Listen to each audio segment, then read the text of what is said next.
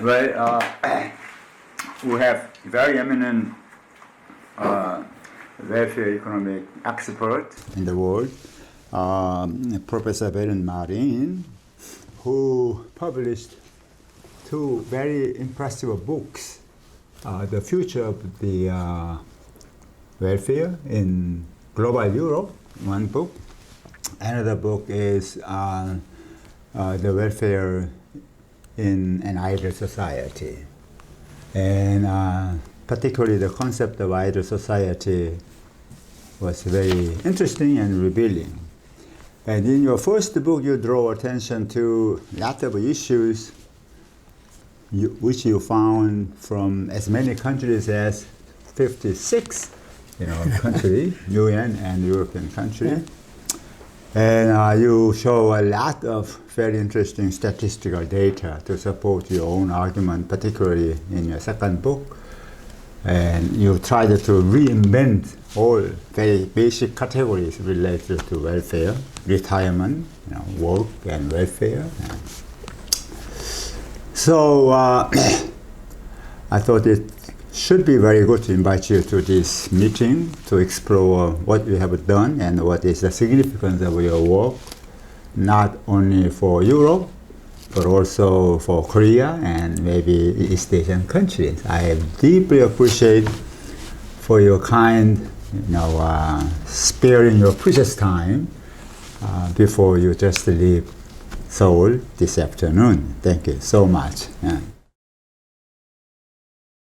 To go directly to the question, I thought your title, anyway, of the second book, The Welfare in an Ideal Society, was very attractive to me. So my first question is, why you decided to talk about the concept of ideal society? What do you mean by ideal society?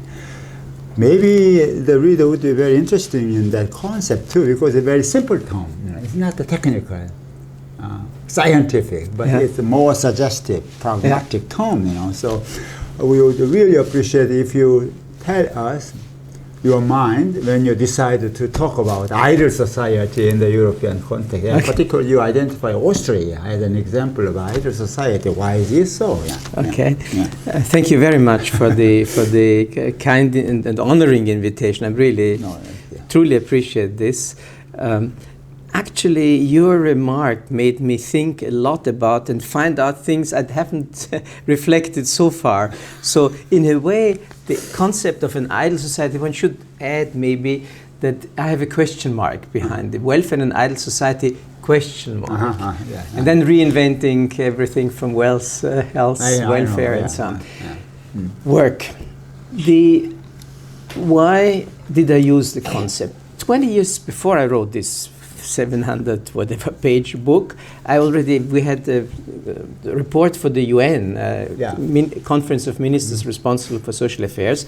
We wrote a background report, also almost 400 pages, and there I called it welfare and civil society. And basically the stress was on getting away from the traditional Sozialstaat, welfare state debate towards a more pluralist welfare mix, welfare society, including civil society, the family, the individual, the market sector, the world of organizations, the économie sociale, the moral economy, the third sector. And the stress was on civil society as against purely the state. In this case, but your objection or your query actually made me think for the first time, really, why did I use ideal society this time? And basically, my core concern always was and still is and will be sustainability of welfare, sustainable welfare. This is the, if you wish, the buzzword, the core concept, the core concern. And then I thought, what of today's developments towards more welfare by intention, the welfare state development, the welfare society, what in a nutshell indicates that we do not and why we do not reach these goals. And there the concept of an ideal society became obviously slipped into and made it into the title of the book as paradigmatic for unsustainable welfare. I see. If you have an idle society, if you have a low activity society, if you have a mass unemployment society, if you if you have a high non-employment and high inactivity society, then you are in deep trouble and you will never ever succeed creating a welfare society or a welfare state. Let me give you a few just indicators of this. If we have a society nowadays in Europe, if I restrict myself just for the EU Europe, over the last couple of years we had between 18 as of today to 27 million unemployed people, which is catastrophic in itself within the EU alone. But we had another around 100 million non-employed people who were so demoralized that they didn't ask any longer, or not even yet, if they have been young people in precarious working relationship, not even ask yet for an unemployment benefit. So for each of the unemployed, we have another 4 to 5 non-employed, inactive persons in Europe. You could see it from many angles. You could see it from, say, over a lifetime. How many years are people out of paid work before they enter, during the education, during the apprenticeship, traineeship, whatever? The first 20, 25 years in continental European countries, it's roughly around 23 years by now. Then we have the third age, which is, depending on how generous the retirement and pension system is, between 15 and 28 years. In the country I come from right now, between 22 and 28 years, man for women. For a middle-class woman in Vienna nowadays, she has more than 32 years of retirement pension entitlement for. Then we have, in the middle, between education and retirement, you have your active working age. And in this working age, between 15 or 20 and 65, we find another between 13 and more than 18 years of inactivity, non-employment. People may be unemployed. In Austria, it's only 1.9 years across the lifetime. But in a country like Spain or Greece, it adds up to 10, 12 years during your lifetime. You're out of work due to unemployment because they have such a high, especially for the young people, long-term structural unemployment rate. It may be you are sickness benefits add up for a couple of years during your lifetime. You are on parental leave, on maternity leave, on parental part-time and so on. You have holidays. You have paid more than 100 and some days a year where you are paid for not working because you're entitled to vacation, Saturday, Sunday, holidays, whatever. The gain in this was about, since I was young in the main parts of continental Europe, between 86 days or 700 hours a year, which is fantastic. So let's be clear, a society with lots of leisure is one of the utopias within reach, and this is, I'm very favorable to this, if you wish, so labor society, as long as it at the same time produces enough riches, enough wealth to be able to distribute this fantastic riches we are generating. We have a catastrophic phenomenon of invalidity at any age now. People in my country, for instance, stay away between 4 and 12 years for invalidity reasons while they are in working age. It's quite clear. If you have a quarter of a century almost before you enter work, if you're a quarter of a century in your third age after retirement, and in between you stay another 13 to 18 years away from paid work, and in many countries much longer,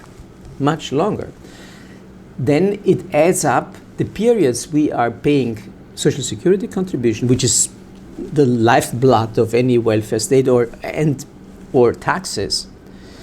reduces to around 30 years. 35 years we're in the labor market, 30 years we pay actually contributions, but which means also by implication that more than half a century we belong to the dependent classes in society, not the productive, working, contributing, but to the dependent classes. And in this, there's a Marxist and the liberal conception of this. Dahndorf used it, Karl Rahner used it, many others used it. This antagonism between productive working classes and dependent classes, people who are to be subsidized by their peers, by the, people out of the same social security pot. So this is a very serious thing if dependent classes prevail in a society and are not just a minority, but most of the time we're dependent. And this, my argument is, that's why idle society slipped into the title of the book, because it really indicates most clear that this is an unsustainable concept. You cannot, in the long run, have welfare standards like in Sweden or in Norway or in Finland, most of the Nordic countries actually, Scandinavia or Switzerland or the Netherlands or Austria, at the same time to have employment activity rates like Cyprus or Greece or Spain. This will not work. So you must make up your mind to move either, so to speak, northwestern as a continental European country or southeastern or Mediterranean, which does not mean that people are, necessarily unhappy. It's just, it comes as a package. And the package is what I called an Anglo-Scandinavian, not Anglo-Saxon, Anglo-Scandinavian work society. And if you have a highly developed welfare state, as you have in the Nordic countries, then you need a highly developed work society. And this goes well together with shortening working hours weekly, annually, monthly. This has nothing to do with, but over the lifetime we have to, in a way, expand the activity periods, otherwise we are really, purely economically, into trouble. And welfare, I think it's important. Welfare is something we appreciate. But wealth generation does not necessarily translate itself into welfare, and welfare does not necessarily at all translate itself into well-being subjectively experienced by the people. So to do this, we need many other elements to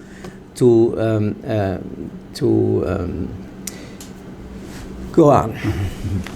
Well, I guess you already gave us a short and very concise summary of major argument that you put forward in your book, I guess. And I completely agree with you. Not only desirability, but also sustainability of welfare is extremely important for the future of Europe as well as for humanity as a whole. And as you just emphasized, if more people became dependent upon welfare program in one way or the other, in other words, if more people became kind of unemployed or non-employed, or maybe live their life by pension as an inactive population, for example, then society cannot be very much active at all. So because more people are inactive, actually. So therefore, in order to create a new vision of welfare, somehow the basic concept of employment as well as retirement or fertility rate, etc., should be readdressed so that we can create a new vision of welfare society, not only welfare state. That is, I guess, your main argument. I think I'm very appreciative of what you mentioned en passant, but it's so important and most people don't understand. You mentioned desirability. Political desirability is not the same as sustainability. And most people mix it up. Most people think whatever is desirable, however, it's desirable if it is not sustainable. What does it mean, actually? It's a kind of a dream. But it's very important to understand and distinguish these two dimensions, and that's why I focus on sustainability. So therefore, I really appreciate reading your book, and it raises a number of questions, actually. But to make it very simple, you make a contrast between North European kind of Anglo-Scandinavian country. That's kind of, I like you treat it as a kind of model, not perfect model, but as a kind of still available kind of model. Whereas you contrast it with continental Europe, and you identified Austria, particularly your home country, I guess, as a case of idle society. Yeah. And so do you still believe that what you identify, North European, Anglo-Scandinavian countries would show the future of the welfare for the humanity as a whole? I mean, there's no doubt about that. No, let's be much more sober and simple. Yeah. I would not argue at all that this is something desirable to move towards. What I argue is that a high employment society, work society, is a prerequisite for developed and advanced welfare society. Sure. So we need some economic underpinning. We have to be productive in creating enough wealth to be able to distribute the wealth. We can always distribute it in one of the three dimensions, either as time or as money or as social rights, which are a mix of, how long are you entitled to 100% income replacement for reasons of illness or unemployment or whatever. So this is basically the mix between the three. I think the important thing to I lost. No, it's okay. Sorry, you started. I was wondering whether you still consider. Okay. Sorry. As a kind of model. No, they certainly are not a model. It's a question of necessary but not sufficient conditions. So a high work society is necessary, but in itself, in no way sufficient, as I already mentioned, to produce high welfare. In the Anglo-Saxon countries, may be a case in point where we have relatively high level of energy. And wealth production, but for many reasons, great inequality, all kinds of problematic tendencies, you have concepts of flexibility prevailing, which are, from my point of view, not compatible with what I consider to be a European social model. I think there is no European social model all over Europe, neither as an intellectual concept nor as a political project. It exists on paper, it's evoked, it's highly praised. Ideally, when you come to not just words, but deeds, what's actually done, the action is quite incoherent, and the outcome are very, very modest across Europe. So I would argue the best of Europe is the best of the world. But Europe overall is by far not even better than most other regions and countries of the OECD world. So one should not generalize, and Europeans often claim much too much. The best are the best, but they are very few. And this is a minority program. Welfare societies actually exist only in smaller minorities of European countries, not to speak of the UN European domain of 56 countries. And so I think we should be prudent not to overstate and overclaim I see, okay. this. Well, what you talk reminds me of Anthony Giddens' work on third way, in which he argued how important employment is for creating a new vision of welfare society. So he suggested, for example, if I remember correctly, flexibility plus stability. So they encourage the country to employ the policies to create more job and productive job rather than relying on any kind of a distributive welfare policies. So how you feel yourself be located in relation to this kind of debate of a third way politics at a long time ago, though, which was quite prevalent for some time in Europe. Now, do you follow that line, or are you very different from that line? I think it's very interesting. You know, you recall that Tony Giddens, who is an old friend of mine, back to the days when he was still a structural Marxist, he has this concept of positive welfare. And the idea was taking beverage as a model, as a yardstick, so to speak, by which to measure how to reinvent. And he wanted to replace all of beverage negatives by positive concepts. And I recall one should become autonomy. Disease should be active health, and actually that's true. In the end, the individual must contribute to his or her own health in a way. If you think of welfare state arrangements, the HIV/AIDS epidemic reminded us that the best possible public services are not sufficient. People actually refer to private, non-profit, offered across Europe provisions in this case, because many of them didn't trust state agencies in this, for data protection, for all kinds of reasons. And in the end, you must take care of yourself, because if you know, safe sex would be the only thing which would help against the spreading of the disease. But to use a condom needs an individual person who uses the condom. No agencies can come and impose this on you. So it shows that you have an intersection between individual responsibility and state public health responsibility. But the state may contract out, and this is my concept of a welfare society. The state provides the dirigence, like a conductor of an orchestra, but it's the civil society, it's the third sector, it's the individual who is responsible, it's the markets who provide things, and this is the non-profit world and the NGOs. So, for instance, in my country, the state decided that the safety of blood products and plasma products used for transfusions for patients in the hospitals will be contracted out to the Red Cross, which is a private non-profit organization. They take care of it. And the Austrians, for instance, have decided, yes, we offer this as a purely public good to everybody, can get an anonymous testing to find out about their positivity status, because it helps to protect public health in this country. Also, when foreigners come and may be infected and may spreading the disease, it helps to protect ourselves, to be generous with respect to produce purely public goods. And I think this shows the intersection between, you know, state and other agencies Tony Giddens also said ignorance will have to be replaced by education as a continuing part of life, squalor by well-being.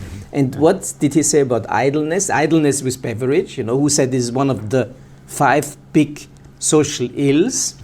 And what was the social ill? Idleness with beverage. He wants to have it replaced by initiative. And then we could argue at length what kind of welfare arrangements, including the utopia of an unconditional basic income, would help to mobilize and create and activate and, you know, stimulate initiative, entrepreneurship, if you wish, so by people.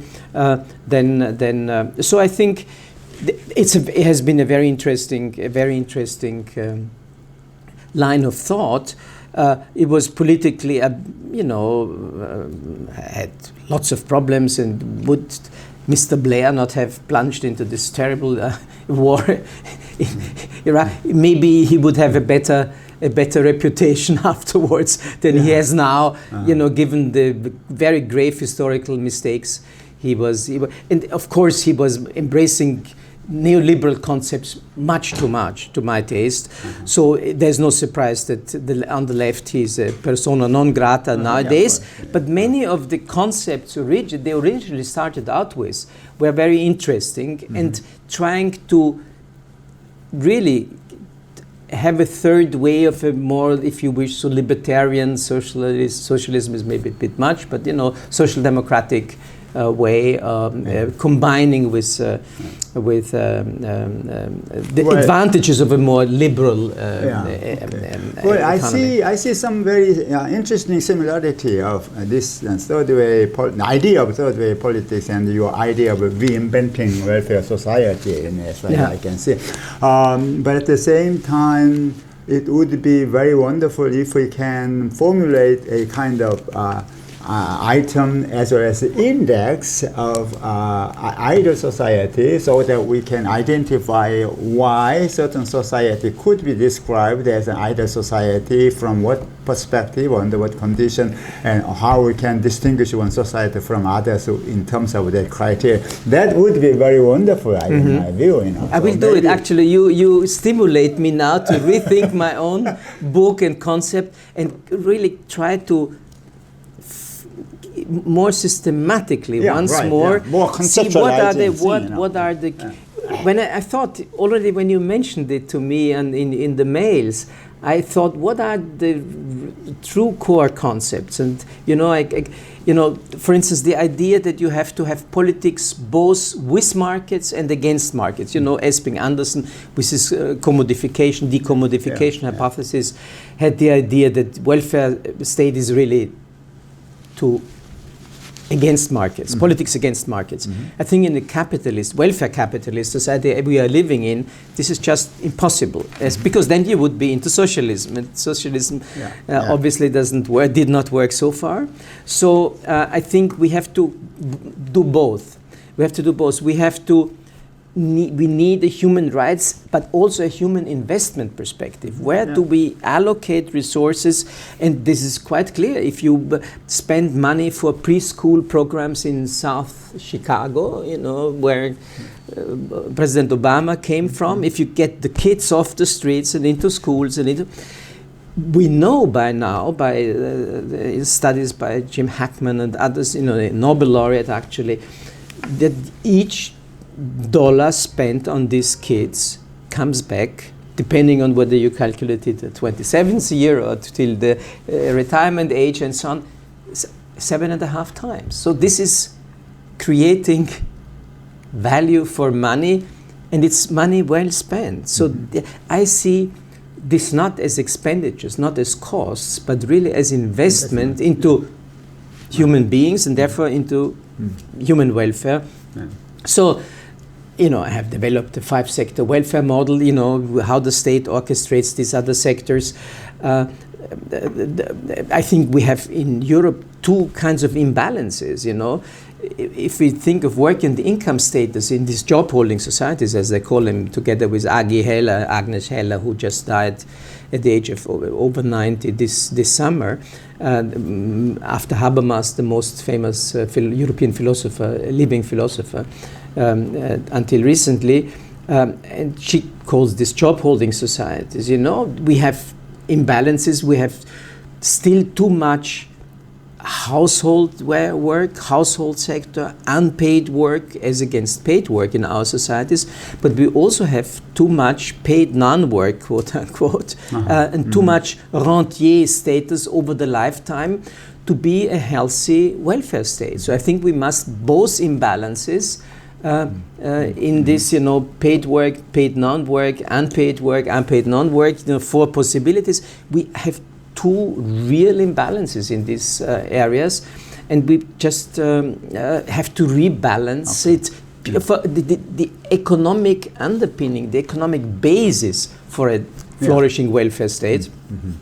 I thought about, what is crucial in my thinking, and also in this book, is of course the relativity theory of aging. Age is not what we chronologically have in our passports. It's also that, but it's not that. It's really, we have to think maybe more of prospective age. We have to think of age inflation. We have to translate ages into, depending on where we're living in Sierra Leone or in Moldova or in the Ukraine or in Switzerland, France, Spain or Austria. And obviously the sheer longevity gains are across those countries. The differentials between men and women, which may vary from 2 years to 3 years, 4 years in Israel to 13 to 15 years in Ukraine and Russian Federation. So all of this is so diverse, but we have to factor in this age inflation into our adjusting the retirement systems. We didn't do so far, while gaining 10, 15 years of additional life expectancies over the last couple of decades. Yeah. We have been not expanding or adjusting or, accommodating the thresholds for pensionable age, but we have actually been reduced. So this had meant we will be doubling, tripling the period which we spent idle in retirement. And I think this is nice, this is wealth in terms of time, it's leisure, but this must be balanced with, your work life. And if one, takes too much at the expense of the other, we get into imbalances, and with aging and pension systems, we have definitely come into very, very serious problems for the welfare state. Yeah, okay. I appreciate very much your very detailed kind of elaboration of complexity and diversity involved in Europe. I think this is very important aspect for Scala, but at the same time, we should be able to get to the very important point directly, and I like to pay attention to the issue of retirement as one very important issue for you. And you said about legal time and the actual retirement age in Austria, and I found that for women and for men alike, it increased very rapidly from 1970 to 2011, quite remarkably, So, which means the retirement is deeply related to what you call idle society or inactive society, something like that. But on the other hand, the concept of idle means it's still something is running. I mean, if we drive the car, the idle situation means engine still runs, but it doesn't drive, but it doesn't stop, It can restart, actually. It's waiting, it's a kind of reservation. So idle means a state in which certain people who are inactive now could be active by some measure. So my question is, okay, retirement age is become early retirement is general tendency in Korea too. It's a very serious problem. But the question is how those retired people would be able to express or deactivate their life by using their own talent, know-how, skill, whatever. They have a lot of social kind of value anyway. How to recreate, how to invite them to this, non-idle society, active society. That is maybe a very important question. How do you think about this experience, this question? I must confess, you have been reflecting much deeper than I myself did on concepts like idleness. The dimensions you mentioned have not come to my mind. What you said about the engine who still goes. Yeah, idle is not stop, It's not stop. I haven't seen it from this point of view. I really have to think. I think we have to engage more in further debate, and I will learn from your angle of looking at idleness than my own. For instance, yes, of course we must adjust. The one thing is very simple, if people retired, say 1-2 generations ago, around the age of 62 to 66, we could kind of translate this with remaining life expectancy to today's 70 to 74 and a half. But people don't retire with 74 and a half, but with 60 right now, which means that this has gone into the wrong direction. And this, of course, is a very serious problem. Your idea, of course, is a fascinating one, and it leads to one other of my concept, which I call lifetime rescheduling. Sure. Lifetime rescheduling, or this Altersbuntheit, age diversity. We are, of course, through these fantastic increases in longevity, which hasn't happened for thousands of years. Right now, we are gaining between, say, in a country like Austria, 80 to 109 days a year. In Turkey, about more than 140 days a year. In Slovenia, 122 days a year, which basically means we're aging only 3 years in a 5 years' time, or 2 years in a 3 years' time, or 3 years in 4 years' time. Fantastic. So the prospective age and the chronological age diverge ever more. So of course we have to adjust the thresholds, like with any other contract, in collective bargaining, in rent contracts, there is a clause on inflation compensation, except only there is none on age inflation when it comes to those basic things. Then this lifetime rescheduling, you know, you could call it a disorder, a new age disorder. I called it age diversity, age colorfulness.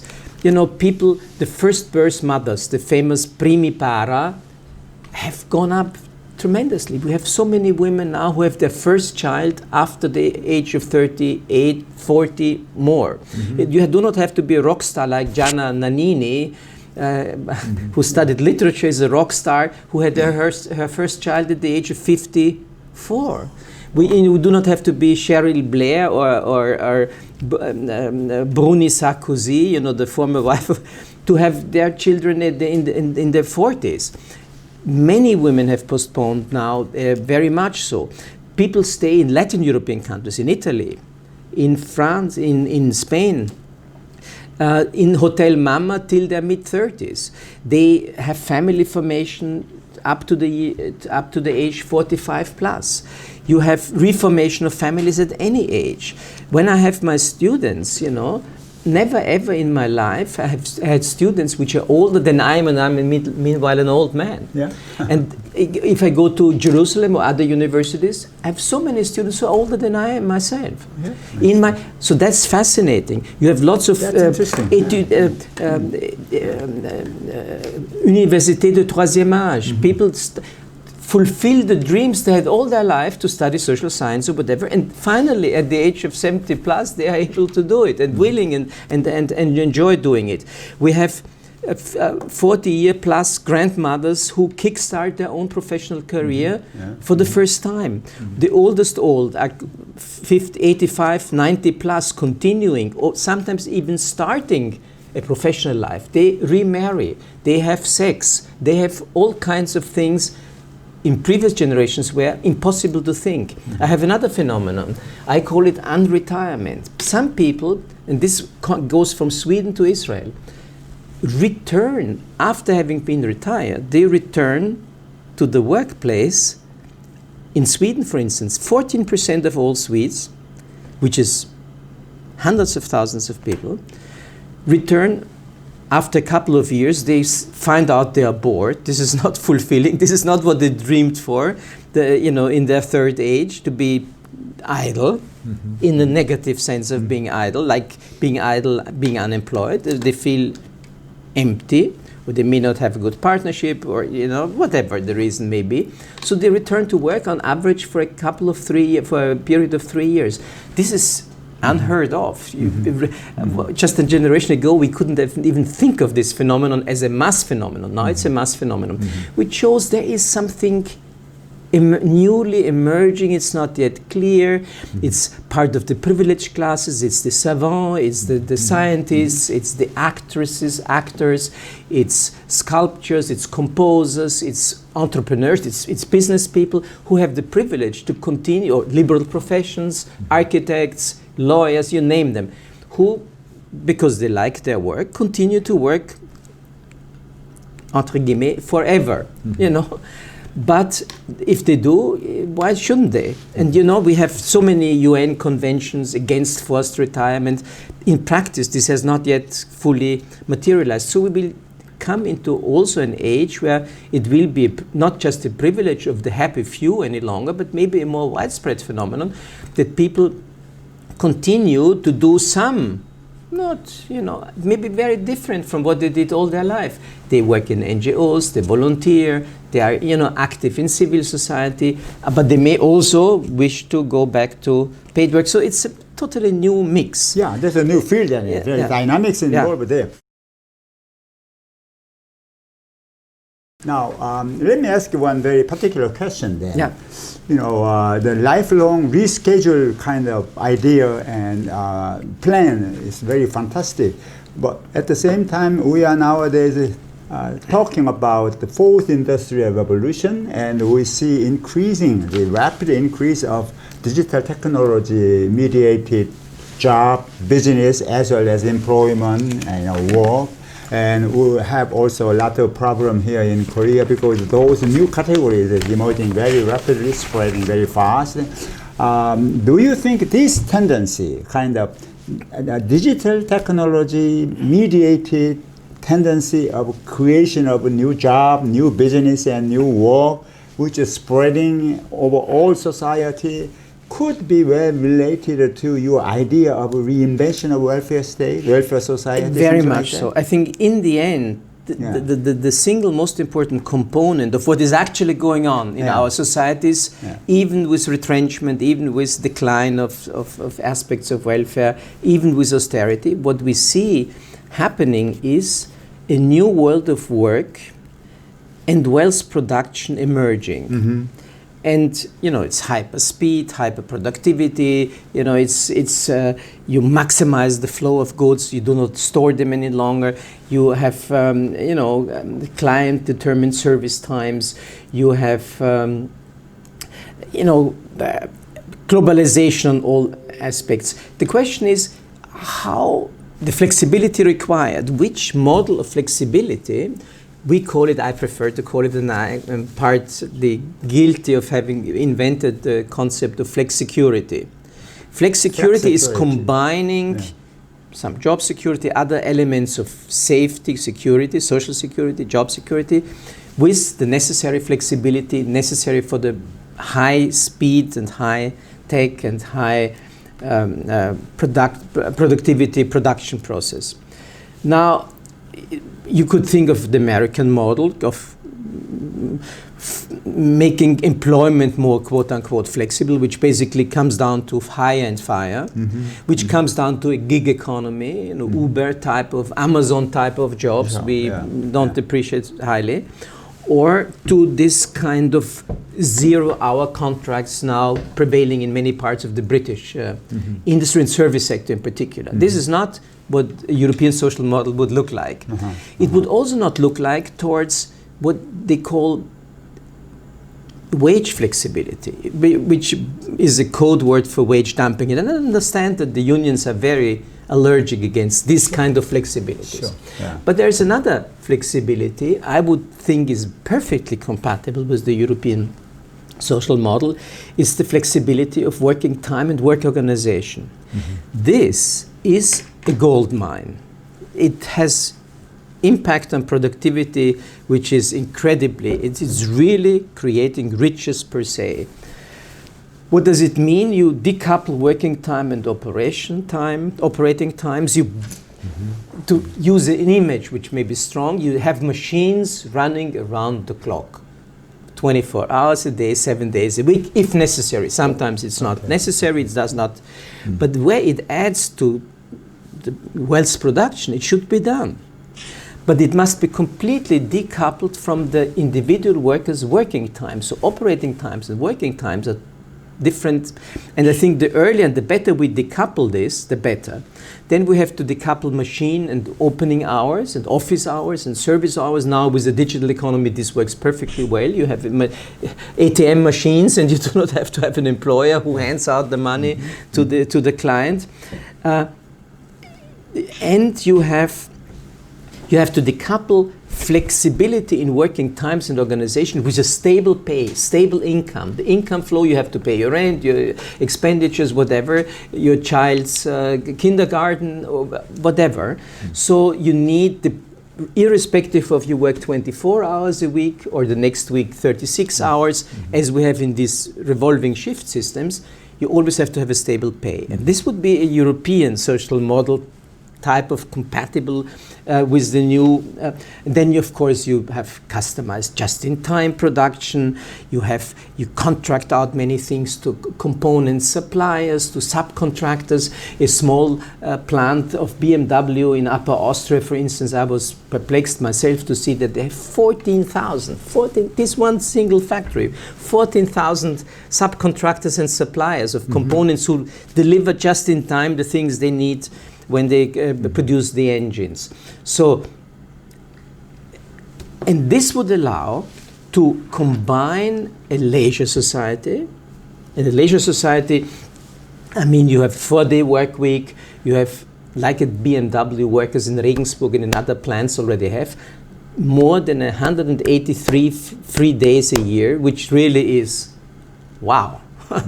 Most of the time a year you don't work any longer as a BMW worker. So that's very generous, but at the same time, less than 1,500 annual work hours and so on.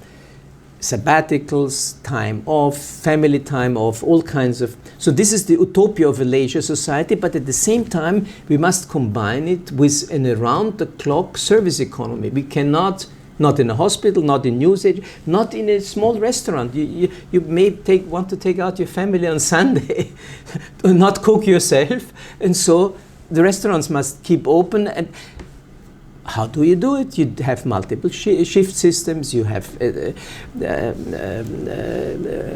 multiple job holder schemes, you have 5 people on 4 jobs, so 11 people on 3 full-time jobs, with rotating shifts, with part-time shifts. So we have all the technology nowadays available. Every hospital works this way, so why can't, many factories work this way? So we must go into this direction of marrying the utopia of a leisure society, which is really around the corner, I think.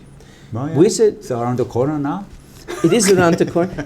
And with a all around the clock service economy. So we must marry the two. Yeah, sure. And we should also push capitalism to its limits of what it can do, and it's very good in creating productive commodities. Yeah. But we have to not allow business side to get all the benefits for itself and don't share them with the... Well, you said we should put the limit to capitalist economy. So anyway, you talk about the flexicurity, okay? Flexicurity is a very nice term.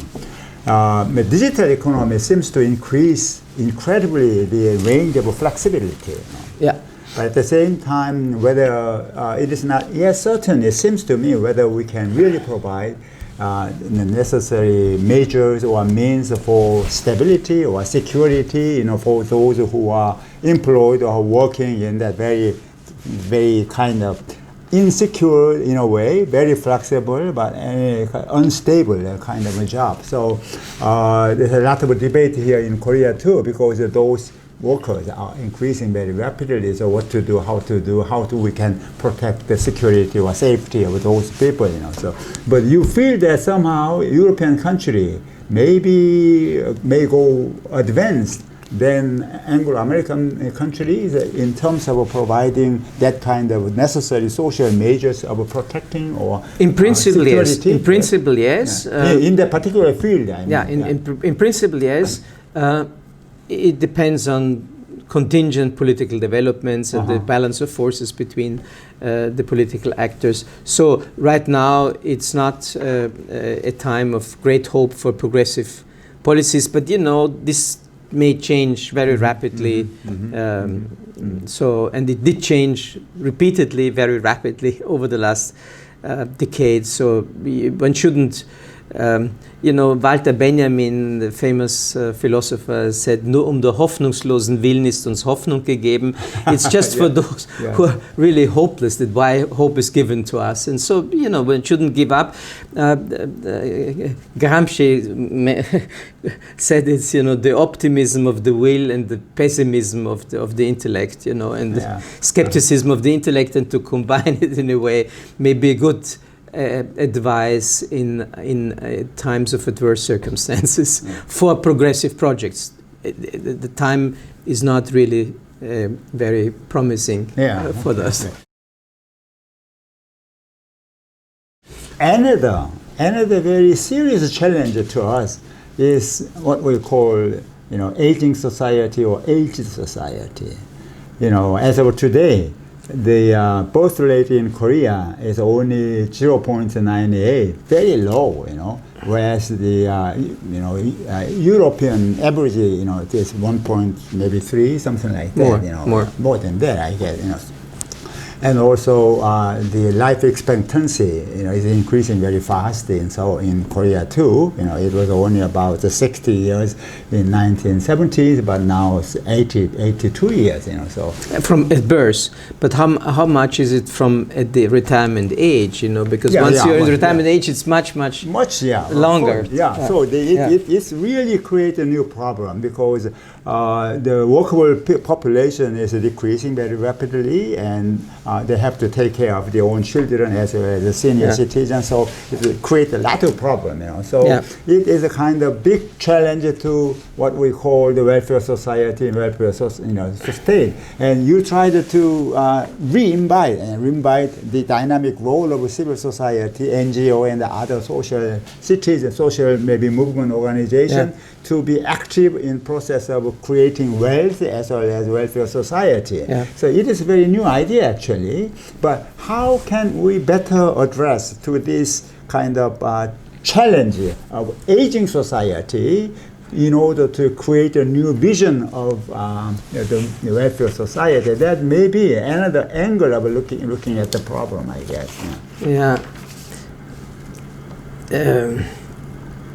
We have to solve some of the paradoxes of aging, if you wish. So now with these concepts of new concepts and new measures of age and aging, we are for the first time able to understand some of the paradoxes. The paradox, for instance, that while individual we have ever prolonged life expectancies, further life expectancies, for a continental European now in her retirement age, men live up to their early 80s, women up to their mid-late 80s, but within one more generation it will be late 80s for the men and early 90s for the women, and there will be tens of thousands in Germany, hundreds of thousands of centenarians, ladies above the age of 100, within just one generation. And 1 in 3 girls who's born today will certainly be above 100 years once they are into retirement. So I think we're moving into a totally different world. Now, what does it mean? Is this aging? I give you just one example. When traditionally we measured aging with the median age, half the people below, half of them above. And we kind of,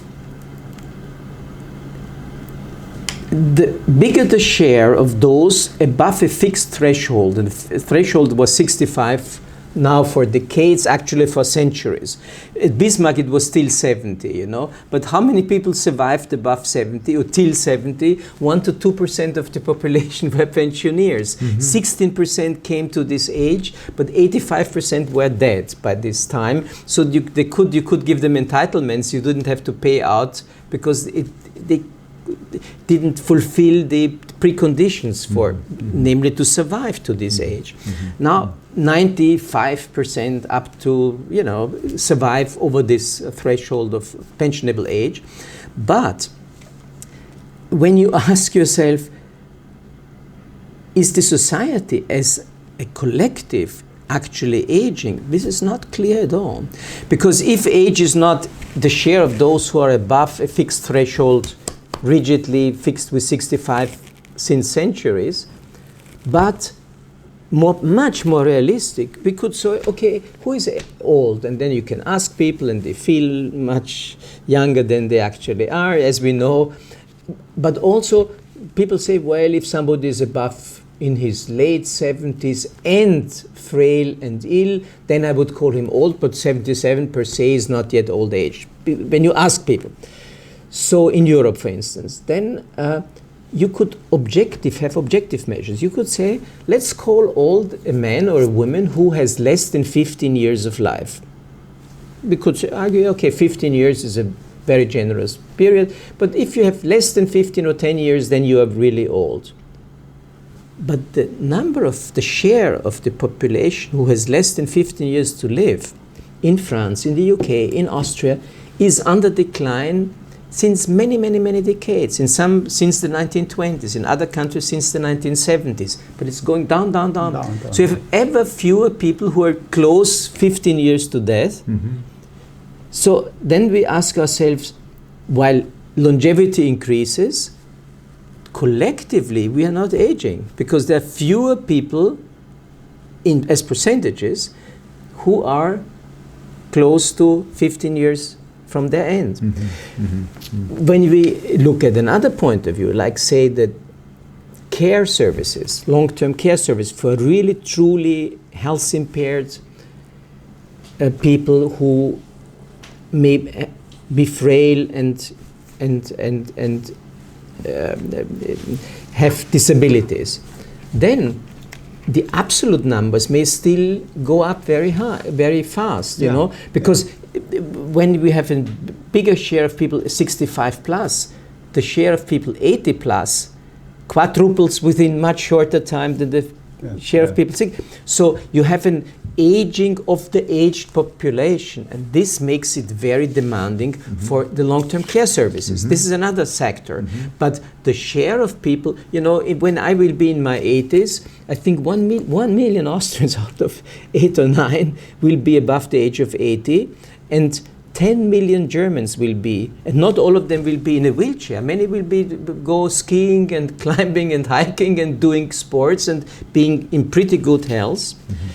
And so we have to reshape also our images of what is going on. Because we still have the image of our own parents, but even our own parents actually turned out to live so much longer than they could expect when they were born, you know, because nobody, when my parents were born, had any chance of getting over 90, but this is what they had when they, you know. So there is the fantastic thing going on is this gain of life expectancy while living, you know, this 109 or whatever days each year, year by year, as if we would not age from Easter to Christmas, Christmas to Easter, as we would not age, you know, a third of our days or nights or whatever. So that's fantastic, and I think we have to mentally and socially and institutionally and culturally prepare for the future, which, as Peter Drucker says, has already happened. We just haven't understood it properly. We have no tools yet to analyze it in its complexity and in its interdependence fully, but it has already happened, and now it's time to understand it, and to change it for the better, because it's also a risky society, and this risk society we have to cope with it to make it a positive welfare. Positive welfare. Well, anyway, general trend is individualization, so welfare and other policies should be able to be adjusted to this general tendency so that we can increase the option of diversity, that's true. But when you talk about the pension reform, you seem to argue that the real conflict may not come from the generational conflict, but maybe something more than that. This is your argument? Well, what is it? I mean, to make it very short. It's not a conflict. Usually the people talk about the generational conflict. No, it's not generational. Yeah. It's a conflict between work and non-work, active and non-active, dependent classes and contributing. So we should move from away from having generations against each other. Yeah. It's really, we have a joint interest to have high prosperity, high generous welfare, but at the same time we must be able to create the wealth. And so to combine the best of, if you wish, so both liberal and socialist traditions, to use the capitalist engine at its best, in what it is best at, namely productive production processes to organize, which no other economic system so far has succeeded to be as good in this, with the ideas of a fairer sharing out of the benefits of this fantastic. Yeah, well, maybe my last question, maybe very simple. You are very eminent expert on welfare economics or welfare policies in European context. I mean, global significance too, of course. But you are now in Seoul, and Seoul, East Asia may be very different from European country in terms of their overall historical as well as cultural orientation. Here, when we talk about the welfare, a monetary framework of providing services and necessary means for survival is, of course, extremely important. But nonetheless, a lot of people are also thinking about how we can reinvent the community or family, because a family or a community may serve as a basis of individual development. So this is a kind of community-oriented, not traditional sense, but new, maybe we can say neo-communitarian approach in East Asia, which respect individual freedom, individual development, but at the same time, there must be some major collective work to make community to be more healthy, more flourishing, So what kind of lesson should we learn from Europe, or what kind of idea you may suggest to this overall I'm not here from your own experiences, any less. Yeah. I think, when I think in global terms, I would expect Southeast Asia and South Korea in this case, much closer to the European tradition than to the Anglo-American. So I think for reasons of historical tradition, of especially the countries, the new member countries of the European Union, the countries of Central and Eastern Europe, of Southeastern Europe, of the Caucasus region, from Georgia to, I don't know, Armenia, are much closer to, I think, the Asian model of I guess so. than to the certainly than to the American model. So I think it would be, and I hope we can start an interesting dialogue and exchange about what we could mutually learn from each other. I have been fascinated by many traits of what I saw in Korean society over the last week, and I think I would like to understand much better and explore further what so to speak, the underlying convergences one could think of. I see many. I see that the whole question of community-based welfare, the question of providing, mobilizing resources out of the primary family, household, community networks, instead of just creating a bureaucratic machinery which would deliver, services to the clients or to the citizens. Many things, but I still, I just started my learning process, and I will hopefully continue my learning process on your country. And I think the more intensive and productive the dialogue which we began just these days, the better we will mutually understand both the advantages, comparative advantages, but also the limits of our own welfare concepts, because the world looks different from Seoul than from Vienna or from London or Paris, and the whole coordinating system is a different one, including the most important cultural components of this. And I think yes, we have to, in a globalized world, local and regional and country-specific national configurations become ever more important, because social welfare developments are, past dependent very highly. So history structures more than anything else, and more than in other sectors, the developments much more than in economics or technology. With religion, with culture, with politics, we are much slower and more on track with our own histories. We cannot jump out, we cannot escape them, we can productively use them, and this is why each country must adjust its own welfare configuration. Well, thank you very much, particularly for your very sobering reflection. Your final remark seems to me very much suggestive. Hope that we can continue to dialogue in the very future, much hope. And I hope that you have a safe and pleasant trip back to Austria. Thank you very much. Thank you. Thank you very much.